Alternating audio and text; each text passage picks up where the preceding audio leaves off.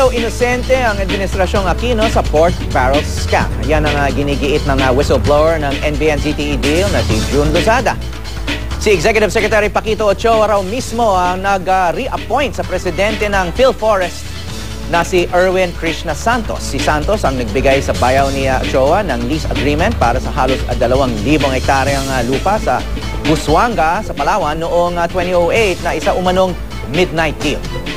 At kaugnay niyan, makakausap natin si June Lozada. Magandang umaga, June. Magandang umaga, Howie, at sa ating mga nanonood. Okay, bakit ngayon lang lumalabas itong mga allegations nyo? Actually, matagal na namin pinadala sa Malacanang ito. We have no intention whatsoever. Tungkol dito sa midnight deal. Linawin lang natin. This is a midnight deal under former President Arroyo. Yeah. Okay. But you're kind of blaming President Aquino for this? Because we're not blaming. Okay. This is how it happened, when he has made a very strong stand against midnight deals. That's why former Chief Justice Corona, he used all his presidential powers to have him removed, including former Ombudsman Mercedes. Because that was a midnight appointment. Yeah. So this Proclamation 2057 was done 3 days before the May 2010 election. Sorry, just for context, itong proclamation na sinasabi nyo ay itong lease agreement ng napakalawak na lupa sa Busuanga, Palawan? This is the basis for all lease agreements. Ito ang ugat na nagbibigay ng kapangyarihan sa Philippine Forest. Forest lease agreement? Yeah. Forest land lease agreement? Yeah, for all the government land in Busuanga, Palawan. So, and this is just for background ng mga manonood, because they're not aware of some of these technical details. So their government owns these public lands na nirelease nila for development to private developers. And then may nagbabayad ng upa itong mga private developers sa pamahalaan. Yeah. And this is what happened in this big ranch land or public land in Busuanga, Palawan. So what we're saying is it is a midnight deal. Kumbaga sa basketball, Howie, it's like a buzzer beater. Kasi 3 days na lang. So, we sent it to them. We told them, okay, there's this Gloria midnight deal that you may not be aware of. And you sent this when? To Malacanang. No, when did you send it? We've been telling them this since like early this year. Okay. At nalaman nyo to dahil kayo mismo naging official or executive kayo ng PhilForest Corporation. So we've been doing this quietly with Malacanang actually. The only reason it came out because this fellow that they stood by, si Ginoong Erwin Santos, ay nasangkot na rito sa pork barrel. Okay, so now that's exactly what we've been afraid of, sabi ko sa kanila. And just for background again, yung si Erwin Santos ay naging pangulo ng Philippine Forest Corporation. He was recruited by the Arroyo administration during the propaganda days against the NBN-ZTE. So everyone was expecting na when the new administration comes in, he will go away. Pero ni-retain siya. That's the first curiosity. So you're raising questions why he was retained? Yeah, sabi namin, bakit ganon? Despite being an Arroyo man? Yeah. Okay, so itong Philippine Forest Corporation, ang sinasabi nyo, nakatanggap siya ng pork barrel funds? Close to half a billion pesos of pork barrel. Okay, saan napunta naman tong pork barrel funds? Ganon din. Under Arroyo pa rin to, itong pork barrel? Under this administration. Okay. So, hopefully, the Senate will investigate him tomorrow.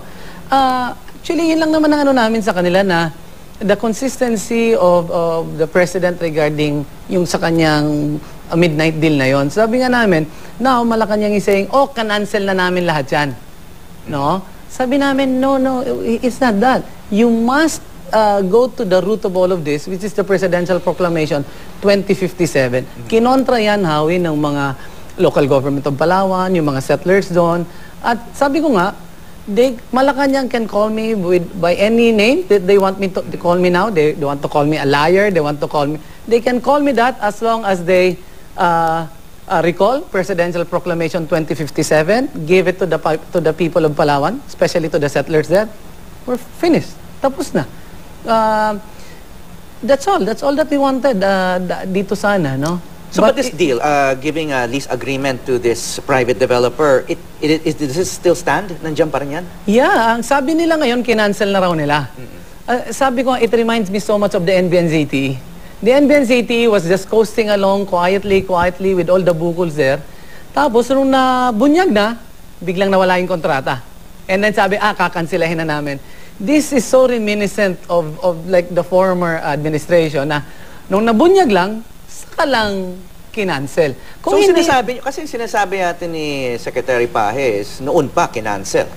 You're saying, pagkatapos lumabas ito sa media, tsaka lang kinancel. Oh naman. Well, this can be proven one way or the other. Exactly. That's why I don't want to get into that argument. What I'm saying is, I'm an engineer. When we're faced with a problem, we look for solutions. We don't want to debate solutions.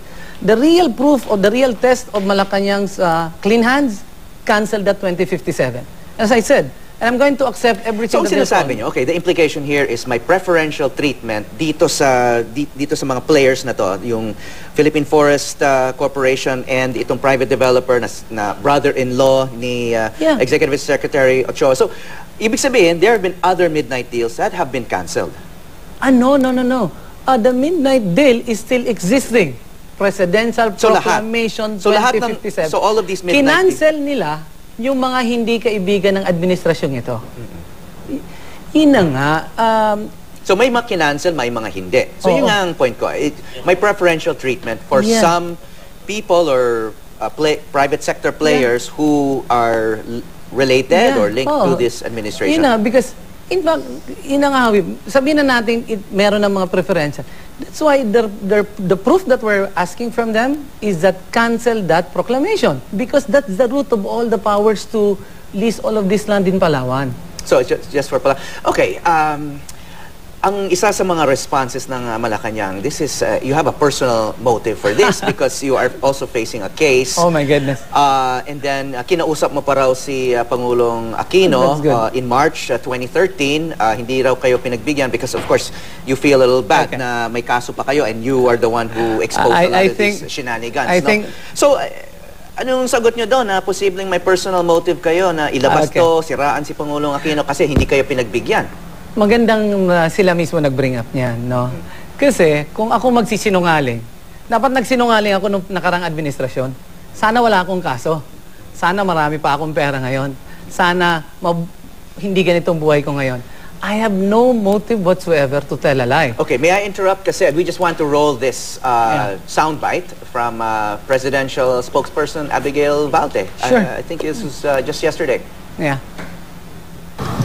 Well, I think at this juncture it's obvious because when he met with the president, there is a pending case against him because apparently during his stint as PhilForest president, he had it in his power to grant a lease to certain individuals, and he is alleged to have granted one to his brother-in-law.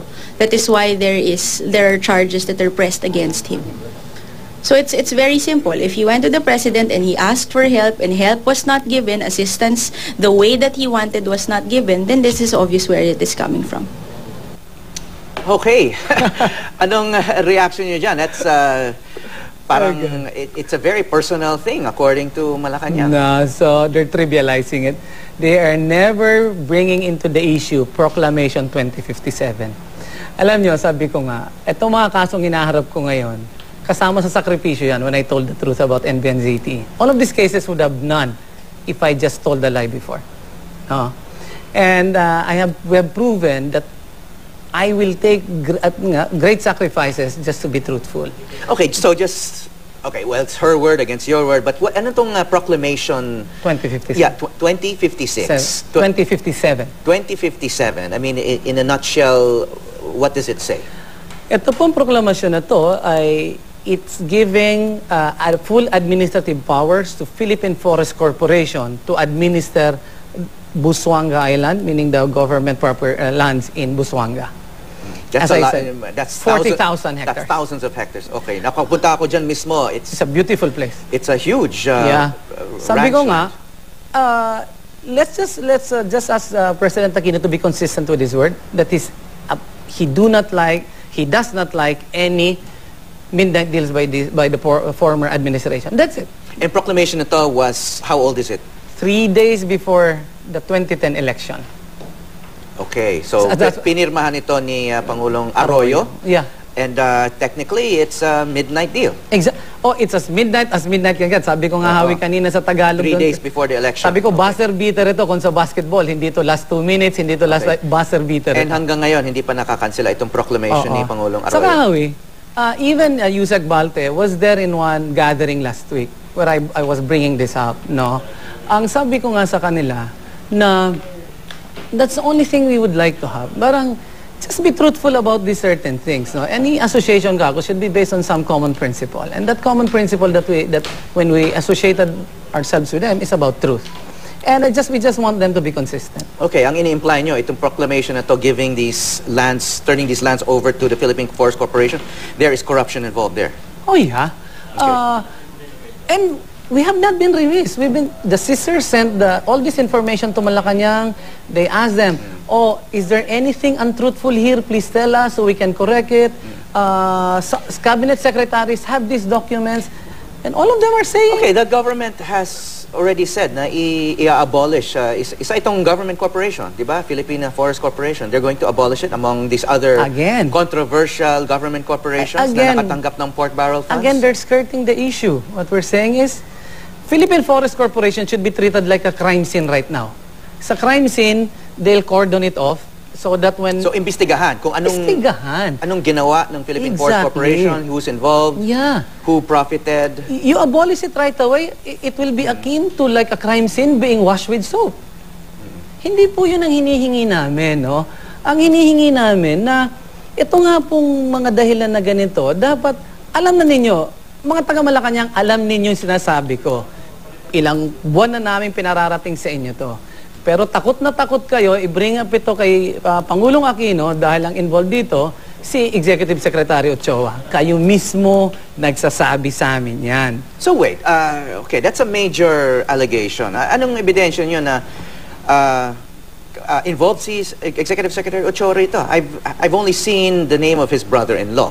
Yeah. Are you saying this is guilt by association? No, he's the one who reappointed Erwin Santos. Okay. Yeah, so everyone in Philippine Forest knows that. And Erwin Santos, and what's wrong with that? Yeah, aside from being an Arroyo man. No, bata nga siya. Meaning, because... Bata siya ni Pangulong Arroyo. Ni Executive Secretary Ochoa. No? So, siyang nag-appoint dyan. Okay. So, and may implication na nakikinabang si Executive Secretary Ochoa? No, we're just saying siyang nag-appoint dyan. Sabi nga namin, bata niya yan. So, that's it. Walang sabi dahil tao niya yan. Okay, sino nakikinabang naman dito sa midnight deal sa palagay niyo? I think that's why we need the FOI. No? So, who are the parties given lease to this land? Diba? At least the contract that we got was one with the... Sino pang iba, Hawi? Huwag kami please ang tanungin nyo. Okay. No? Tanungin nyo Malacanang. Okay. Hindi po kami. Sa amin lang, binibring up lang po namin ito nun sa Malacanang. Kasi una kami, hindi kami makapaniwala. There were so many of us were debating, totoo ba to, hindi ba? So, okay, well, sinabi nyo kanina na parang nagkakaroon ng whitewash or sweeping under the rug. But we have to remember, hindi pa tapos ang mga investigasyon. May Blue Ribbon Committee and they expect to call in some witnesses and people who can explain these things. May NBI, may Ombudsman investigation. So, we cannot assume naman na hindi naman sabi ko nga, that is like, it's really going to be stretching it. Sabi ko nga, para matapos ang usapin namin ito, kansilahin na lang yan. Okay. Clean hands. Okay, well, let's see if anyone listens. Maraming salamat, June Lozada. Mananatiling bukas naman ang aming programa sa panig ni Executive Secretary Jojo Paquito Ochoa.